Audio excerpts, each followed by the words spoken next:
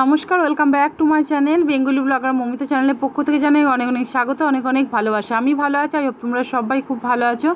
তো আমি আজকে পাঁপড়ের দোলমা নিয়ে তোমাদের কাছে হাজির হয়ে গেছি। দেখো, প্রথমে আমি একটা আলু সেদ্ধ করে নিয়েছি।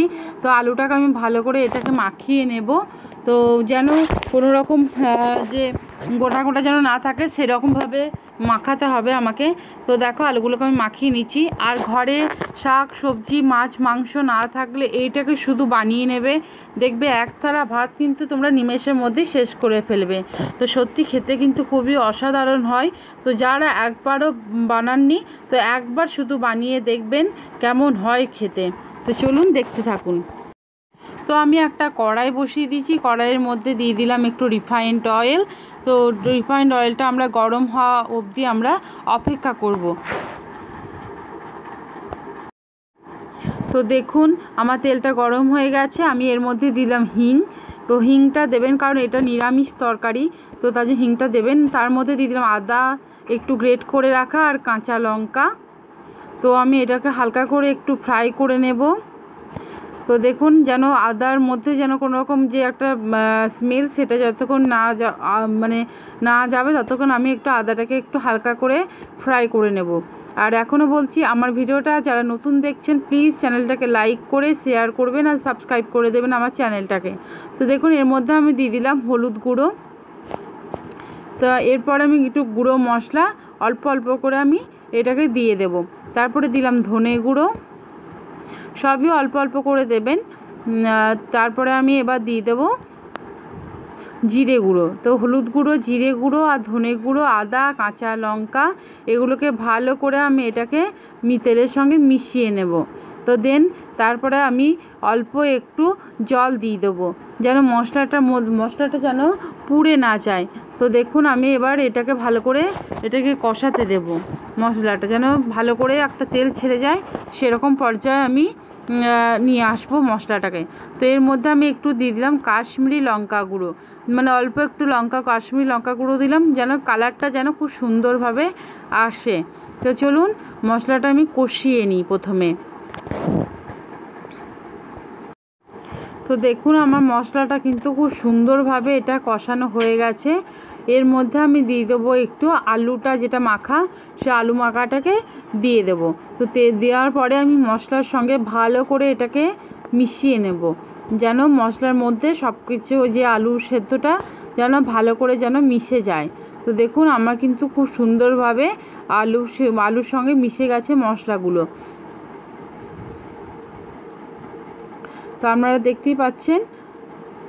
তো দেখুন, এবার ওঠা হয়ে গেছে। এরপরে তো দেখতেই পাচ্ছেন আলুটা আমার মোটামুটি হয়ে গেছে, কড়াই থেকে ছেড়ে ছেড়ে চলে আসছে। আমি এর মধ্যে দিয়ে দিলাম অল্প একটু নুন। তো নুনটা না দিলে কিন্তু কোনো রকম টেস্টই কিন্তু আসবে না, নুনটা হচ্ছে সবথেকে মেন। তো দেখতেই পাচ্ছেন আমার কড়াই থেকে চলেও আসছে নুনটা পুরো আলুটার মধ্যে আমি এটাকে মিশিয়ে নিলাম। তো চলুন এটাকে আমি একটা জায়গায় তুলে রেখে দিই।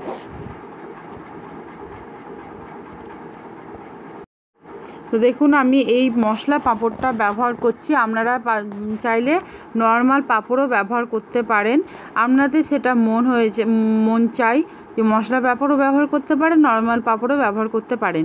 তো আমি একটা পাত্রের মধ্যে জল নিয়ে নিয়েছি। তো জলটাতে পাঁপড়গুলোকে আমি ডুবিয়ে এটাকে আমি একটা পাত্রে তুলে রেখে দেবো, যেন পাঁপড়টা যেন নরম হয়ে যায়। তো সেরকম আমাকে ডুবিয়ে রাখতে হবে কিছুক্ষণ। তো তারপরে দেখতেই পাচ্ছেন আমি কি করে ডুবাচ্ছি আপনারা দেখতেই পাচ্ছেন নিশ্চয়। তো আবার সবাইকে বলছি, আমার ভিডিওটা প্লিজ লাইক দিয়ে দেখার চেষ্টা করবেন, লাইক দেবেন। আপনাদের একটা লাইক, একটা শেয়ার, একটা কমেন্ট আমাদেরকে অনেকটা এনার্জি দেয় ভিডিও বানানোর জন্য। তো কিছু ক্ষেত্রে দেখতেই পেলে মনে হয় পাঁপড়টা একটু একটু ভেঙে গেল, কোনো অসুবিধা নেই। তো দেখতেই পাচ্ছেন আমার পাঁপড়গুলো সব করা হয়ে গেছে। আর আলুটা আমার কিন্তু আলু সেদ্ধটাও কিন্তু আলু মাখাটাও কিন্তু একবারে ঠান্ডা হয়ে গেছে। দেখতেই পাচ্ছেন আমি কীরকম করে চেপে দিচ্ছি। তো চেপে দিয়ে এরকম করে আপনারা করে নেবেন। এই দুদিকে এরকম করে ফোল্ড করে নেবেন। তার জন্যই পাঁপড়টাকে আমি ভিজিয়ে রেখেছিলাম যেন তাড়াতাড়ি যেন হয়ে যায়, যেন না ভাঙে সেই জন্য। তো দেখুন আর একটা পাঁপড়ও আপনাদেরকে দেখিয়ে দিই, আপনাদের যেন বুঝতে যেন সুবিধা হয়।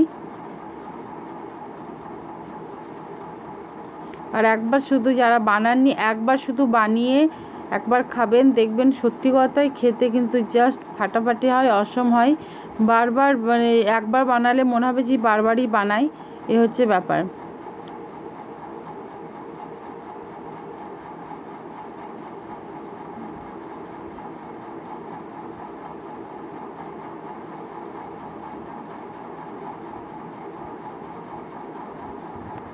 তো চলুন সবকটা বানিয়ে নিই আগে।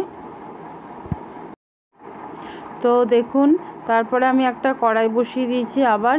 তো কড়াইয়ের মধ্যে আমি দিয়ে দিলাম সর্ষের তেল। তো সর্ষের তেলটাকে আমি গরম হওয়া অবধি আমরা অপেক্ষা করব। তো আমি এর মধ্যে আমি একটু সাদা তেলও দিয়ে দিলাম। তো চলুন দেখতে থাকুন। তো দেখুন আমার কিন্তু তেলটা মোটামুটি গরম হয়ে গেছে। এরপরে আমি গ্যাসের ফ্লেমটাকে লো করে দেব। তো লো করে দিয়ে আমি পাঁপড়গুলোকে ফ্রাই করে নেব, কারণ যদি হাই ফ্লেমে দেন তাহলে কিন্তু পাঁপড় কিন্তু খুব তাড়াতাড়ি কিন্তু ফ্রাই হয়ে যায়। তার জন্য লো ফ্লেমে দিয়ে পাঁপড়টা ভাজার চেষ্টা করবেন, তাহলে বেশি ভালো হবে। না ছাড়া বাইরেরটা পুড়ে যাবে, বাইরের দিকটা পুড়ে যাবে আর ভেতরটা একটু ইয়ে থাকবে, তার জন্য লো ফ্লেমে করবেন, তাহলে আপনাদেরই ভালো লাগবে। তো চলুন পাল্টিয়ে এগুলোকে আমাকে ফ্রাই করে নিতে হবে। চলুন ভাজতে থাকি। তো দেখুন আমার মোটামুটি এটা ফ্রাই করা হয়ে গেছে। আমি এটাকে তুলে নেব, তেলটাকে ভালো করে ঝরিয়ে নিয়ে আমি এটাকে তুলে নেব। চল আরও দুটো আমি এরকম করে ফ্রাই করে নেব। আমার আজকের ভিডিওটা যদি আপনাদের কোনো অংশে যদি ভালো লেগে থাকে, প্লিজ চ্যানেলটাকে লাইক করবেন, শেয়ার করবেন। তো দেখুন আমার কিন্তু সব পাঁপড়গুলো মোটামুটি ফ্রাই করা হয়ে গেছে সবগুলোই। তো চলুন তো বাদ বাকিগুলো করে নিই। তো দেখুন আমার কিন্তু এটাও ফ্রাই করা হয়ে গেল। তো আমি এটাকেও তুলে নেব।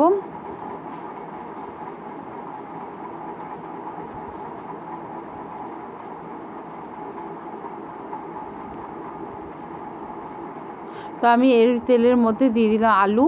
তো আলুগুলোকে আমি প্রথমে ফ্রাই করে নেব। আলুগুলোকে যেন পুরো লাল লাল করে এটাকে আমাকে ফ্রাই করে নিতে হবে। তো চলুন আলুগুলোকে ভালো করে ফ্রাই করে নিই।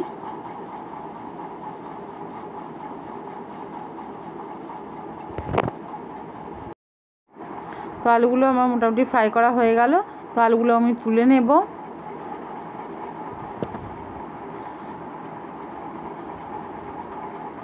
তা আমি ওই তেলের মধ্যে অল্প একটু তেল দেব, মনে হচ্ছে একটু কম হচ্ছে, কারণ এই পাঁপড়ের তরকারিতে যতই তুমি তেল ঢালো কিন্তু তেলটা শুষে নেয় খুব। তো তার জন্য আমি অল্প একটু ঠিকই তেল দিলাম। আর গরমের দিনে কিন্তু এসব খেতে আমার তো খুব একটা ভালো লাগে না, কিন্তু ভিডিও বানানোর জন্য আরও করলাম। তো চলুন, আর এইসব মাছ মাংস না থাকলেও খুব অসুবিধা, তার জন্য এইসব বানালে কিন্তু সবাই খেয়েও নেবে। তো তেজপাতা, গোটা জিরে, শুকনো লঙ্কা আর অল্প একটু আমি এবার দিয়ে দেবো হিং। তো এই কটা মশলা দিয়ে ভালো করে ফোড়নটা গন্ধ আসা অবধি আমরা অপেক্ষা করব। তো হিংটা যারা মানে পছন্দ করেন না, তো হিংটা আপনারা স্কিপ করতেই পারেন, কোনো রকম অসুবিধা নেই। কিন্তু হিংটা দিলে কিন্তু টেস্টটা কিন্তু খুব সুন্দর আসে। তো আমি এর মধ্যে দিয়ে দিলাম আদা গ্রেট করা। আপনারা আদা, কাঁচা লঙ্কা, টমেটো একসঙ্গে বেটে দিতে পারেন, কিন্তু টমেটোটা আমি দিলাম না, কারণ হচ্ছে টমেটোর বদলে আমি এবার দিয়ে দেবো টমেটো সস। কারণ আমি টমেটোটা দিলে আমার হাজব্যান্ডের স্টোন হয়েছে, তো তার জন্য আমি এই টমেটোটা এখন ব্যবহার করছি না। তো আমি মশলাটা পুড়ে যাবে, তার জন্য আমি একটু জল দিয়ে দিলাম। তো আবারও বলছি, তেল দেবেন, গোটা জিরে, শুকনো লঙ্কা, তেজপাতা আর হিং। তো এটা গন্ধ আসা, ভালো গন্ধ এলে তারপরে দেবেন আদা গ্রেট করা আর কাঁচা লঙ্কা। তো আমি এর মধ্যে আমি এবার দিয়ে দেবো গুঁড়ো মশলা। তো দেখুন হলুদ গুঁড়ো দিয়ে দিলাম, অল্প একটু হলুদ গুঁড়ো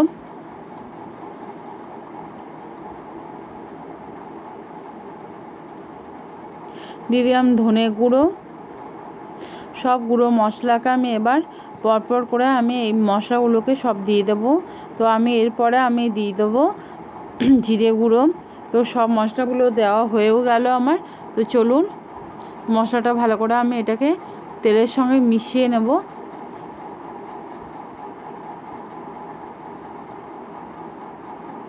আর কার কার এই পাঁপড়ের তরকারি খেতে কিন্তু ভালো লাগে অবশ্যই কমেন্ট বক্সে জানাবেন। আর দিয়ে দিলাম কাশ্মীরি লঙ্কা গুঁড়ো। কাশ্মীরি লঙ্কা গুঁড়ো আমার অল্প একটু ছিল, তো কি করব, সেই গৃহিণীদের টিপস বলতে পারেন। ওর মধ্যে আমি জল দিয়ে দিলাম, প্যাকেটের মধ্যে জল একটু দিয়ে আমি এটা দিয়ে দিলাম, একটু যেন কালার যেন আসে তার জন্য। তো দেখুন আমি ভালো করে এবার এটাকে কষিয়ে নেব সব কিছুর সাথে। তো দেখতেই পাচ্ছেন আমার কিন্তু মশলাটা দিতে দিতে কিন্তু কষানো হয়ে যাচ্ছে, কত সুন্দরভাবে তেলও ছেড়ে দিচ্ছে মশলার মধ্য থেকে। তো আমি এর মধ্যে আমি দিয়ে দেবো এবার টমেটো কেচাপ। তো টমেটো কেচাপটা একটু বেশি করেই দেবো। আর টমেটো দিলাম না কেন সেটা আপনাদেরকে বললাম, আপনারা আদা কাঁচা লঙ্কা টমেটো বেটে দেবেন। আর টেস্টে কিন্তু কোনো রকম অসুবিধা হয় না, টমেটো কেচাপ যা টমেটো তাই একই ব্যাপার, একই জিনিস, কোনো রকম অসুবিধা হয় না। তো এর মধ্যে আমি এগুলোকে সব ভালো করে মশলার মধ্যে মিশিয়ে নেব, দিয়ে কষিয়ে নেব ভালো করে রান্নাটাকে। তো দেখুন আমার কিন্তু খুব সুন্দরভাবে মশলাটা কষানো হয়ে গেছে। আমি এর মধ্যে দিয়ে দেবো ভেজে রাখা আলু। তো আলুটার সঙ্গেও মশলাটা ভালো করে কষিয়ে নেব। আর আমার কিন্তু মনে হচ্ছে ফ্যানের আওয়াজটা আপনাদের কাছে যেতেই পারে, কিন্তু এই গরমের মধ্যে ফ্যানে বন্ধ করে ভয়েস দেওয়া কঠিন। তো দেখুন আমার তেলটাও কিন্তু ছেড়ে গেছে। এর মধ্যে আমি দিয়ে দিলাম স্বাদ মতো নুন। তো নুনটা দিয়ে ভালো করে এটাকে মিশিয়ে নেব। তো দেখুন আপনারা মশলার মধ্যে কিন্তু খুব সুন্দরভাবে ছেড়ে গেছে। তো আমি এর মধ্যে আমি এবার দিয়ে দেবো একটু চিনি। তো দেখতে পাচ্ছেন কত সুন্দর কালারটা এখনই চলে এসছে। তো খুব সুন্দরভাবে কালারও এসছে। আর আপনারা ফ্যানের আওয়াজটাকে একটু করবেন, একটু মানিয়ে নেবেন। তো আমি এর মধ্যে দিয়ে দিলাম গরম জল আলুটা সেদ্ধ হওয়ার জন্য। তো এই সময় মানে ফ্যান না চালিয়ে ভয়েস দেওয়া খুব কঠিন হয়ে যাচ্ছে, খুব কষ্ট হয়, তো তার জন্যই। তো দেখুন আমার কিন্তু আলুটা কিন্তু সেদ্ধ হয়ে গেছে। তো আমি এর মধ্যে দিয়ে দিলাম পাঁপড়। তো পাঁপড়টা দিয়ে আমি মোটামুটি 2-3 মিনিট মতন এটাকে হাই ফ্লেমে ফুটিয়ে নেব। আর এটা খুব আলতোভাবে এই কাজটা করতে হবে, নাছাড়া কিন্তু ভেঙে যাবে। তো খুব সহজভাবে আস্তেভাবে এই কাজটা করবেন। তো দেখুন আমার কিন্তু এটা হয়ে গেছে। তো আমি দিয়ে দিলাম গরম মশলা, তারপরে আমি দিয়ে দিলাম ঘি। এই দুটো কিন্তু দেবেন। তো আমার রেডি হয়ে গেল। তো দেখুন আপনারা কেমন হয়েছে আপনারাই বলুন। সবাই ভালো থাকবেন, সুস্থ থাকবেন, বাই বাই।